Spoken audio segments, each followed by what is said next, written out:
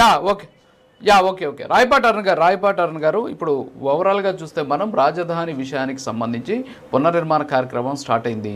Already 3 సంవత్సరాల లోపల మేము పూర్తి చేస్తామని చెప్పేసి మీ ప్రభుత్వం చెబుతోంది. 3 ఏళ్లలో కంప్లీట్ అయ్యేందుకు అవసరమైనటువంటి నిధులు లేవు అనేటటువంటి వాదన వైఎస్ఆర్ కాంగ్రెస్ పార్టీ చేస్తుంది. ఎందుకంటే ప్రపంచ బ్యాంకు కావచ్చు, అలాగే ఏదైతే ఏషియన్ డెవలప్మెంట్ బ్యాంక్ కావచ్చు, దీంతోపాటు హడ్కో నుంచి వచ్చే నిధులు కూడా ఇప్పటికిప్పుడు వచ్చేటటువంటి పరిస్థితి లేదు, విడతల వారీగా ఇస్తామని వాళ్ళు చెప్తున్నారు.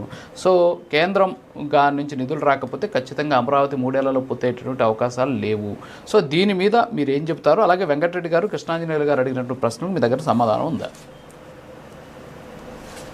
సార్, మొదటగా ఇందాక ఒక ప్రశ్న మాట్లాడారు. ప్రధానమంత్రి మోడీ గారు వచ్చి ఏదైనా ప్రకటించి వెళ్ళి ఉంటే బాగుండేది అని చెప్పేసి. జనరల్ గా దీనికి సంబంధించి మనం గనక సూట్ కేసు కంపెనీలు పెట్టుకొని సూట్ కేసులు ప్రజల డబ్బులు దోచుకొని ఉన్న వాళ్ళం కనుక అయితే ఎక్కడికి వెళ్ళినా సూట్ కేసు పట్టుకొని వెళ్ళిపోయి సూట్ కేసుతోనే మాట్లాడొస్తాం సార్ జనరల్ గా. బట్ ప్రధానమంత్రి మోడీ గారు కానివ్వండి, ఇప్పుడు ఉన్నటువంటి కూటమి నేతలు కానివ్వండి, ఆ పనులు ఏమి చేయలేదు. కాబట్టి ఇంకా ఒక ప్రణాళికబద్ధంగా ముందు ఆల్రెడీ ప్రధానమంత్రి మోడీ గారిని అమరావతికి తీసుకురావడం, ఆయనతో పునర్నిర్మాణ శంకుస్థాపన చేయించడం, తద్వారా భవిష్యత్తులో కేంద్రం నుంచి రాజధాని కోసం నిధులు రాబట్టుకోవడం అనే అంశాన్ని ఒక ప్రణాళికగా ఎంచుకొని ఇప్పుడున్నటువంటి కూటమి ప్రభుత్వం ముందుకెళ్ళింది. మొదటిది.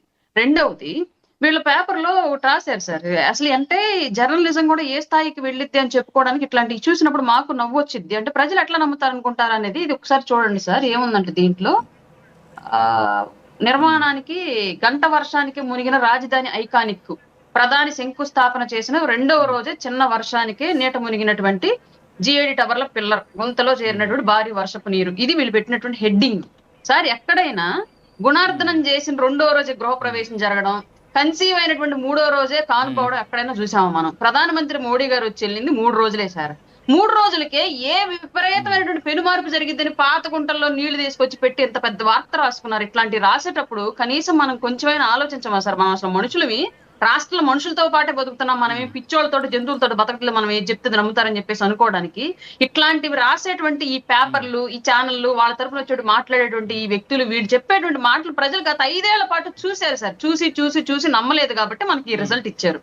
ఇంకొక విషయానికి వస్తే, ఇవాళ ఖచ్చితంగా రానున్న 3 సంవత్సరాల్లో 100% అమరావతి పూర్తి చెయ్యాలి. నెక్స్ట్ ఎలక్షన్ టైం కి పోలవరము అమరావతి అనే ఎజెండాల మీద కాకుండా వేరే కొత్త ఎజెండా తీసుకొని వెళ్ళాలి. కాబట్టి ఇవి 2 కంప్లీట్ చేయాలన్నటువంటి ప్రధాన ఎజెండాని మా కూటమి ప్రభుత్వం నెత్తికెత్తుకుంది. 100% డబ్బులు ఇప్పుడు ఇవ్వరు, నెక్స్ట్ ఇవ్వరు అని చెప్పేసి అంటే వాళ్ళ ప్రయత్నాలు వాళ్ళు చేస్తారు. 100% ఇచ్చినటువంటి మాటకి కట్టుబడి రాజధాని నిర్మాణం పూర్తి చేయడానికి వాళ్ళ తిప్పలు వాళ్ళు ఎలాగన్నా పడి రాజధానికి అమరావతిని పూర్తి చేస్తారు 100%. గతంలో జగన్మోహన్ రెడ్డి నమ్మి ఇచ్చేవాళ్ళు లేరు కాబట్టే దానికి కారణం కూడా చెప్తాను నేను. ప్రభుత్వం మద్యం పథకం తీసుకొచ్చి ప్రభుత్వం ఖజానాకు డబ్బులు చేర్చకుండా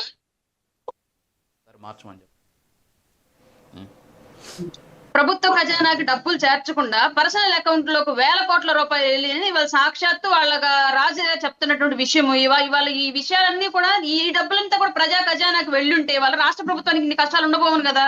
తాగిందేమో ప్రజలు, మీరు అమ్మినటువంటి పిచ్చి మందుతో చచ్చిపోయారు, డబ్బులేమో మీ ఖాతాలకు వెళ్ళిపోయాయి. ఇవాళ మళ్ళీ రాజధాని నిర్మాణం కోసం చేసే అప్పులు కూడా ప్రజలు ఎత్తునే పడతాయి. ఇంత నష్టం ఎవరి వల్ల జరిగింది? గత 5 ఏళ్ల పాటు మీరు చేసిన విధ్వంసమే కదా ఈ భాగానికి అంతటికి ఒక కారణం. 100% వాళ్ళ తిప్పలు వాళ్ళు పడి పూర్తి చేస్తారు. చెయ్యని రోజు మీరు క్వశ్చన్ చేయండి, ఆ రోజు ఆన్సర్ చెప్తాము. మీరు అసలు ఏకంగా శంకుస్థాపన చేసిన రోజే మాకు ప్రవేశం జరగాలి, రిబ్బన్ కటింగ్ జరగాలని చెప్పేసి అన్నట్టుగా మాట్లాడుతూ ఉంటే ఎవరు పిచ్చోళ్ళు ఇక్కడ? మీరు పిచ్చోళ్ళ? మీతో మాట్లాడుతున్న మేము పిచ్చోళ్ళం? మన ఇద్దరం చూస్తున్నటువంటి ప్రజలు పిచ్చోళ్ళ?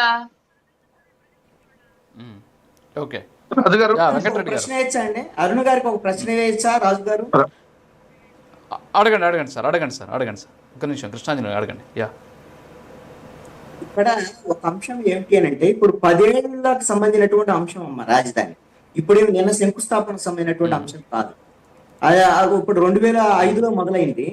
2018లో మనం ఏం జరగట్లేదని మీరు మాట్లాడినటువంటి మాటలు, ఆ రోజున విడిపోయినటువంటి వ్యవహారం ఇవన్నీ చూసాం. ఇప్పుడు వచ్చారు కాబట్టి మీరు క్లారిటీగా ముందుకు వెళ్ళండి అని చెప్పేసి అడుగుతున్నారు ఈ రోజున, అంతే తప్ప ఇంకొకటి కాదు.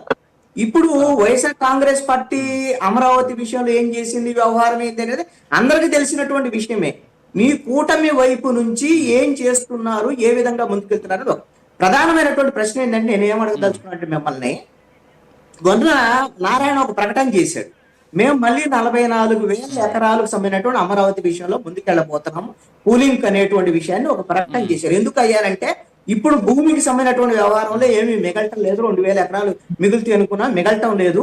కాబట్టి రేపు పొద్దున ఎయిర్పోర్ట్ అయినా లేకపోతే ఇంకొక అవసరమైనా మేము ఇంకో 44,000 ఎకరాలకి వెళ్తున్నాం. ఈ రోజున వార్తలు వచ్చినాయి. ఎందుకంటే ఒక 4,000 ఎకరాలు అమ్మి 20 కోట్ల రూపాయలు చొప్పున ఎకరం చొప్పున సెల్ఫ్ సస్టైన్ చేయాలని అనుకుంటున్నాం అనేటువంటి దాని మీద. ఇప్పుడు జనసేన మళ్ళీ 44,000 ఎకరాల భూసేకరణకు సంబంధించినటువంటి భూ సమీకరణకి జనసేన అంగీకరించదా? మీ యొక్క వైఖరి ఏంటి చెప్పండి. ఓకే రాయపాటి గారు వారు అడిగిన ప్రశ్నకు రియాక్ట్ అవ్వండి ప్లీజ్. సార్, రాజధాని నిర్మాణం స్టార్ట్ అయిన దగ్గర నుంచి మీరు అన్నారు 10 ఏళ్ళు అవుతుందని చెప్పేసి, ఆ 10 ఏళ్లలో ఇప్పటికీ ఎన్నో మలుపులు తిరిగింది పరిస్థితులను బట్టి. ఒక ప్రభుత్వం మారినప్పుడు పరిస్థితులు మారాయి, పరిస్థితులు మారినప్పుడు ప్రభుత్వాలు మారాయి. ఇవన్నీ కూడా ఇవాళ నేను ఇక్కడ కూర్చొని డిసైడ్ చేస్తే అయ్యే సిచ్యువేషన్ కాదు. ఆర్థికంగా ఎలాంటి లోటు ఉంది అక్కడ, దానికి తగ్గట్టుగా అమరావతి రాజధాని నుంచే ఎలా నిధులు సమీకరించుకోవాలి, అమరావతి రాజధానిని పెట్టి వేరే నిధులు ఎక్కడ సమీకరించుకోవాలనేది ప్రభుత్వాలు తేల్చుకోవాలంటే విషయం. ఇవ్వాలి ప్రజలకు ఇచ్చినట్టు హామీని ఇచ్చినటువంటి హామీ